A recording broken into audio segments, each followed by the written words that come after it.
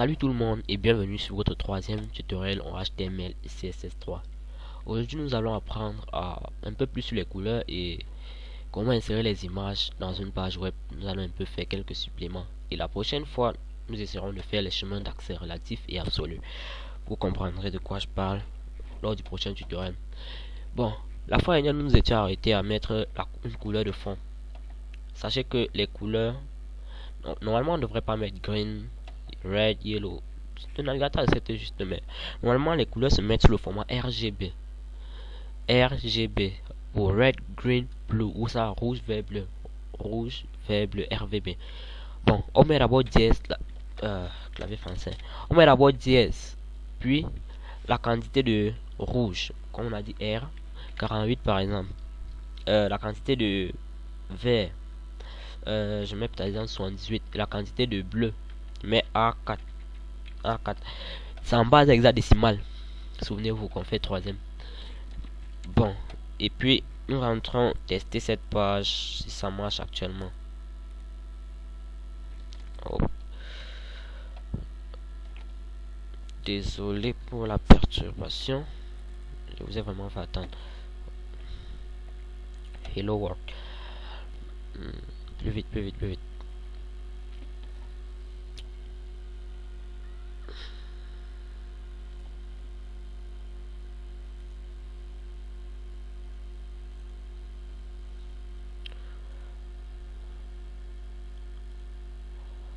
Oh, que ça fasse même vite. Bon, là voici. Où je me trompe. Non, c'est pas ça. Oh merde.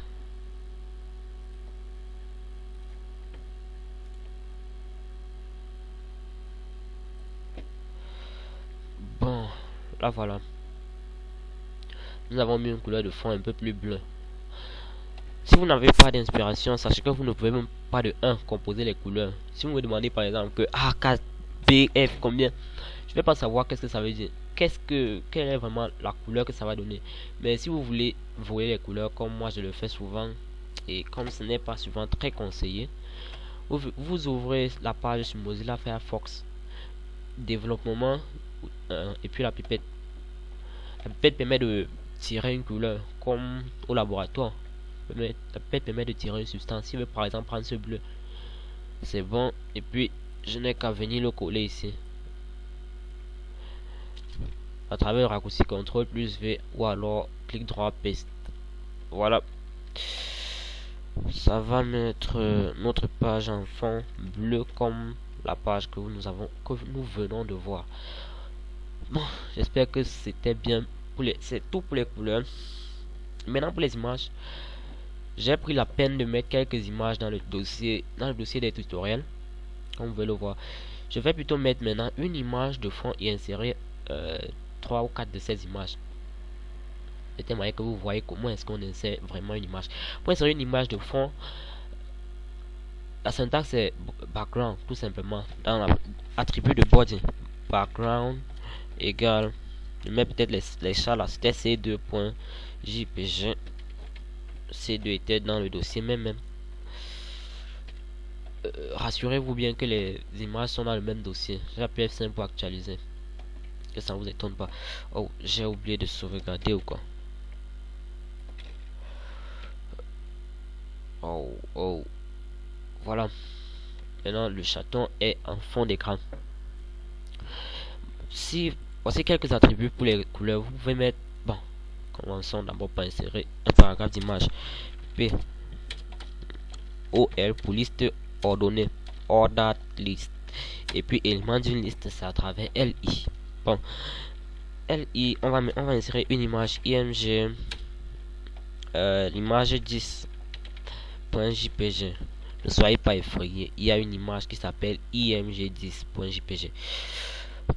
Je vais juste insérer une image, on n'a pas assez de temps au jeu. Plus vite. Ah vas-y. Je sais pas pourquoi la machine s'y plante aujourd'hui, mais je vais vraiment trouver une solution. Je vais mettre height pour la longueur, non pour la hauteur, je veux dire. La hauteur, c'est préférable de mettre en pourcentage, mais vous pouvez toujours mettre en pixels. pouvez toujours mettre l'attribut en pixels. Je mets 50% de la hauteur de l'écran. L'ordi plante aujourd'hui mal. Ça me vexe. Et puis, pour la largeur, l'attribut c'est 8 égale toujours 50%. Vous verrez ce que je suis en train de faire. Vous voyez bien comment l'image est tellement grande. Je viens de vous montrer deux attributs. 8, désolé, 8 pour la largeur et height pour la hauteur. Vous pouvez mettre en pixels, mais sachez que ça n'aura pas le même affichage sur toutes les machines si vous mettez en pixels, parce que toutes les machines n'ont pas la même résolution. Oh. On me demande de payer Sublime Text. Je sauvegarde, puis je teste.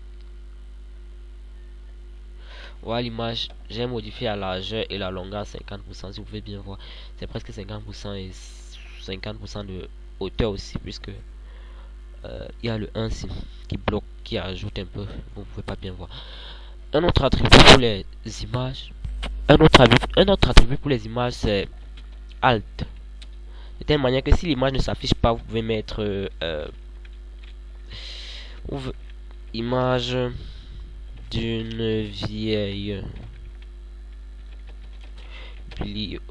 bibliothèque.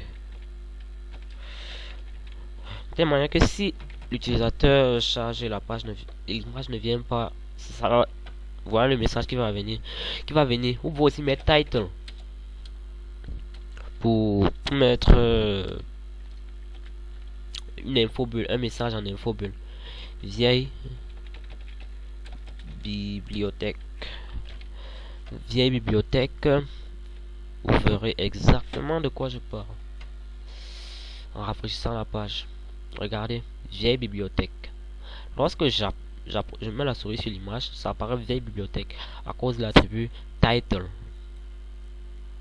Et puis maintenant, si c'est que l'utilisateur avait une mauvaise connexion internet et puis l'image n'arrivait pas à charger, comme c'est souvent le cas, alors ce message apparaîtrait: image d'une vieille bibliothèque à la place de l'image.